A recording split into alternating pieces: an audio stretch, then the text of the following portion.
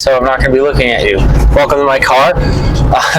Today is race day, finally. I practiced a lot.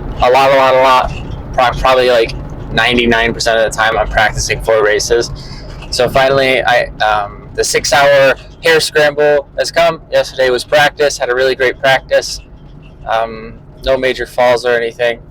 The race itself is in central Mexico, which is, it's central Mexico. But anyways, it's kind of like, actually the race goes between Tlaxcala and Puebla. Maybe I can put a map up for you or something to show you where it is. Yeah, right now it's, what is it, like July 2nd? So it's July 2nd, so you might think it's going to be super hot in Mexico because, oh, it's Mexico, it's really hot. It's actually not. It's actually really, really rainy and nice. Last night we had a really heavy rain, so I'm hoping that the course will be not dusty at all. And I'm okay with muddy and washed out. A lot of people don't like the rocks. I love a good rocky section, so maybe that'll be to my advantage. And then, yeah, it's very mountainous up. The first section of it's like a 13-kilometer course.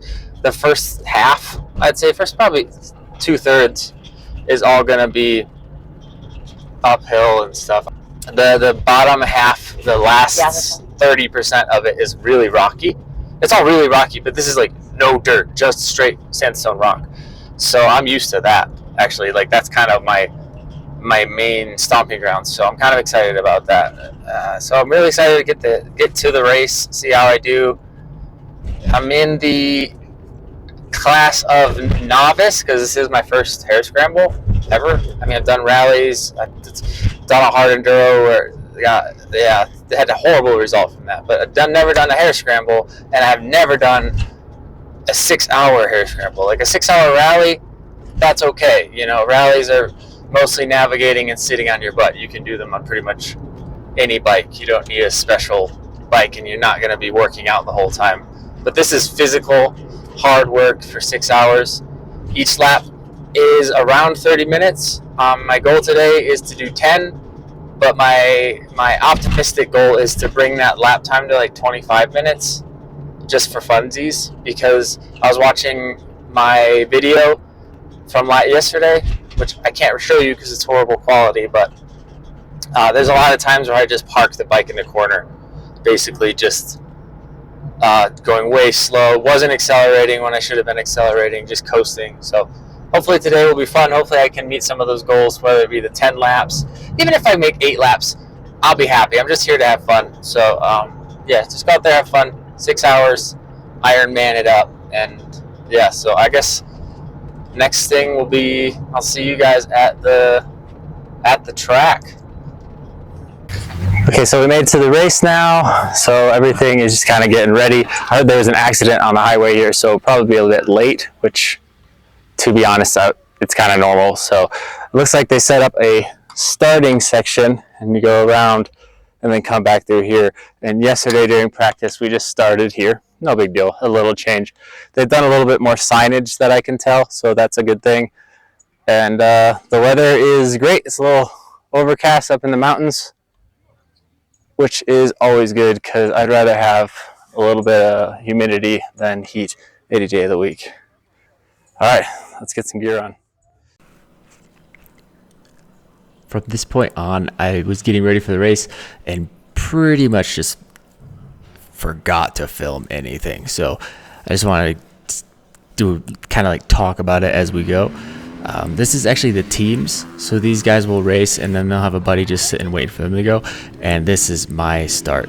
One of the teams guys his name is Kevin, and he ended up having his tent right next to ours, and we ended up kind of getting close with them. So this is how they do the gate drop here in Mexico. I've never seen it done any other way. It works really well, and yeah, so that's how they do it. Just 2 rubber bands.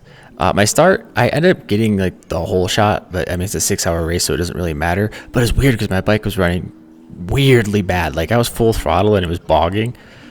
Not something that my TPI does very often, but it was doing it. So a little bit confused throughout that section. And so yeah, we're just gonna go through my first lap. My camera died 29 minutes in, and my first lap was 33 minutes ish. So I missed the last technical section that I really would have liked to have shown you, but that was like the first technical section. And you can see it's just rough. This whole thing is basically riding whoops from start to finish. Even the sections that look like they're on trails, the rocks are big and everything. Like, this stuff is really, really, how do I say? It's like sandstone. It's just rough. Until you've ridden, I think, until you've ridden on it, it's hard to understand because there's really no absorption at all. Super hard. So they eventually opened this gate. I don't know why they had it half closed, half open. It was really dumb. But throughout the day, this course changed pretty drastically. Like, that gate being open, the ruts started to get a lot bigger. Actually, there are sections where the ruts were enough to throw you around, so it was tricky. Because as we go up into the mountains, the first section going up is really rocky, and now it starts to get a little loomy. So now you have like a little bit less traction, but you still have that sandstone, so it's like a mix, and it kind of just fades into the more loomy soil. Still rocky, but loomy, a little less traction. And yeah, the speed though is really fun once you get through past the rocks. I mean, there's still big boulders and stuff throughout, so yeah, you just kind of got to deal with that. But yeah, you can carry more speed. You start this race at 2,600 meters, and at one point we reached 3,000 meters. So if that gives you an idea of the altitude change, and then we go back down to 2,600 meters. So 400 meter difference throughout the course of this. It's pretty insane. Yeah. So love the forest sections though. The temperature was perfect.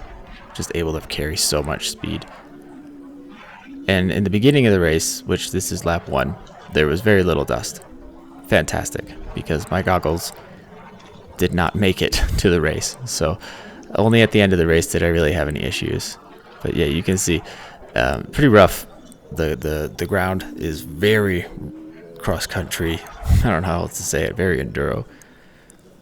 And then yeah, just keeping up speed. Yeah, the trees. At the end of the day, those trees had been hit so many times by so many people. They were just basically little whips without leaves on them. Now we're starting. There's like a deceptive downhill area, which is what this is. And you think, oh, cool, I'm halfway through. No, you're just going down so you can go back up. And here's the up. This uphill was rough because you had to downshift from third into second while turning left, and then kind of use that as a bank, and then you're like, cool, that's it. And then nope, there's another turn here to the right, which is all rocky and all rough throughout the entire climb. It's pretty long, actually.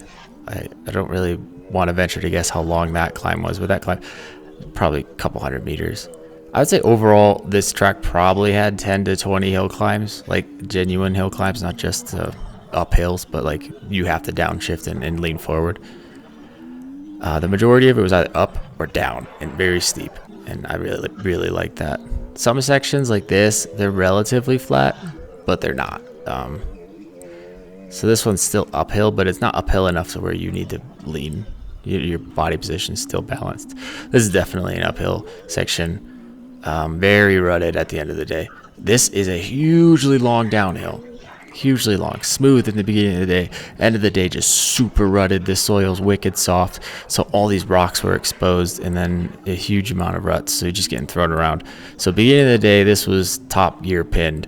End of the day, you're just like, I don't know, maybe fourth or fifth, just praying that you don't hit a rut that throws you off course into a tree or into some barbed wire that's there to the left. Yeah, so that was a fun section. Scary, but fun. And this was just, yeah, good stuff. After that, I would always think because of the sun, it kind of gave you the deception that you were almost done. But yeah, I think at this point, you're starting to head down. Yeah, this is where I passed a lot of people. I wasn't sure if he was going to like jut off into the right lane, so I waited to pass him. But then when I just made the pass, I just went for it. I couldn't stick behind him for any longer. He was going way too slow. But this last back section, which is really steep downhills with huge rocks and boulders, was very difficult for a lot of people, but I had a blast on it. And it just kept going and going and going. Yeah. I think these are like logging roads. I'm not entirely sure, but you can see how just rough they are. The rains and stuff just wash them out and leave nothing but big boulders. And yeah, so this is the podium. Obviously, had it. We got surprised. We didn't know they were going to do the podium when they did, so we just ran over there and filmed as much as we could.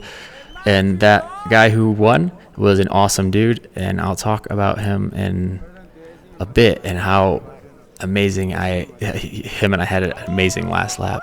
So yeah, great day. Got second, no worries. But the thing about racing, especially here in Mexico, is like it's all about family and community and having fun. We didn't know these people at all. We never met them before, and we ended up getting their number. They fed us. We fed them. We had so much fun with them. This whole family, they were amazing. Kevin got first in his team's class, and it was a great day for them as well. Overall, had a wonderful time.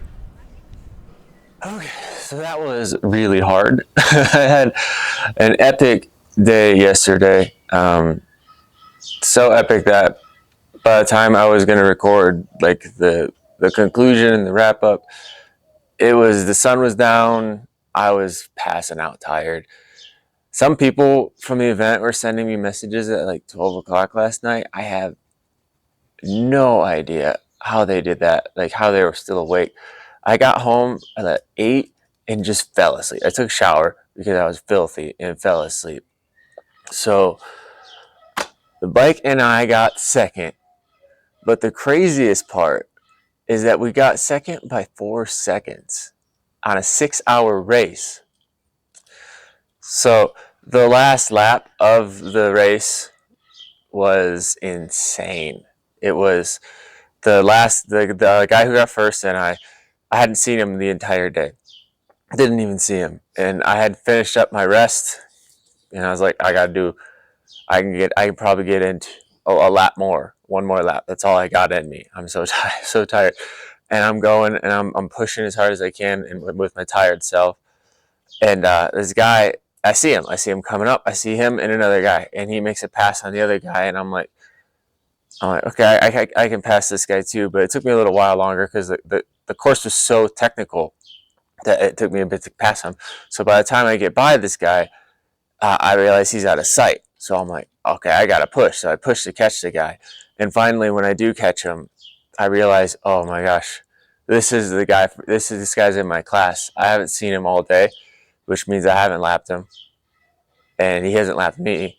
So we're on the same amount of laps, which means whoever finishes this lap first is the winner. So we're pushing, and we're both dog tired. You can tell because we're sitting a lot, but we're not on that lap. We were just trying so hard.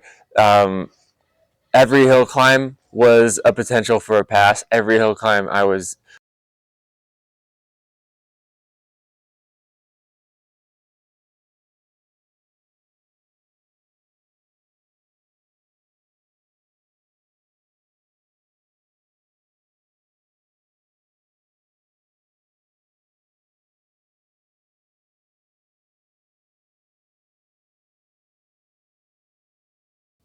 eating his dust, getting up next to him, getting front wheel to rear wheel, just getting there. And he knew I was there, and I never seen him look back the entire day, but he was looking back on that lap. There's probably 20 hill climbs. So the whole time we're going up into the mountains, I'm thinking, I got to get him on one of these climbs. Because he's faster through the corners. He's a younger guy. He's practiced more in motocross. It never happened. So I'm like, it's fine. I've passed a lot of people on these downhill sections because they're really rocky, really, really scary downhill sections. And I was just sending it all day. And we get to the downhill section, and I can't catch him.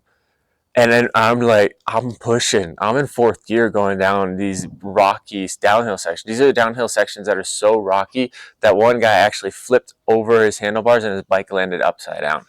So I was just sending it fourth gear. I gotta catch him. This is it. This is for the green. This is for the first place. So, nope, don't catch him the whole time. And then there's one last chance. You go down through this real small steep canyon, and then a pivot turn and back up.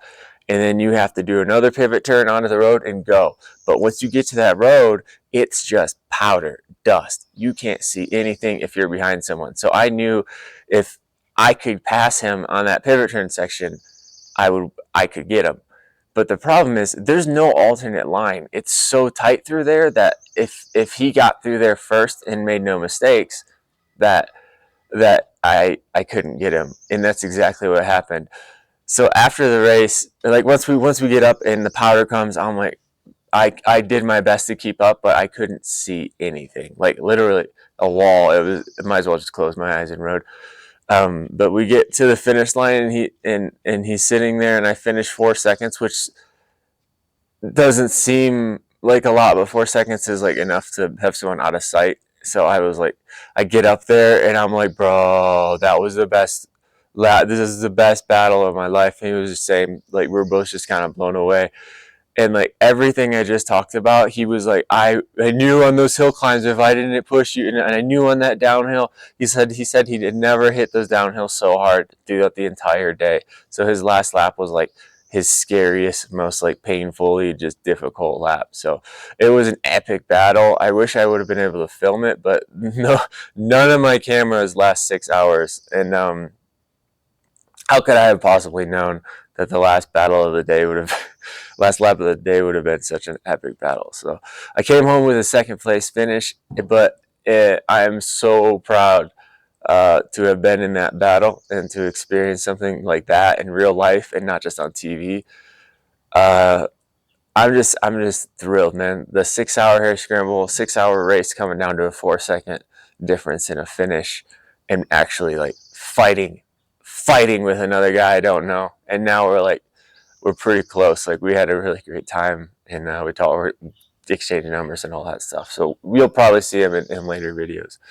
Anyways, the 300 did great. KTM is awesome. I really maybe wish the suspension could have absorbed some of those bumps a little bit more, because my hands are absolutely shredded, but that's probably normal. Anyways, that's pretty much the end of my 6 hour hare scramble adventure. Oh man, it was a blast. Thanks for coming with me, and I really hope that y'all will come with me for the next race, because it was epic. It really was. The next one will be shorter, but it should hopefully be just as great. Bye. Oh, come on, stand up. Oh, a little sore. I couldn't even hold the camera up. I had to use a tripod.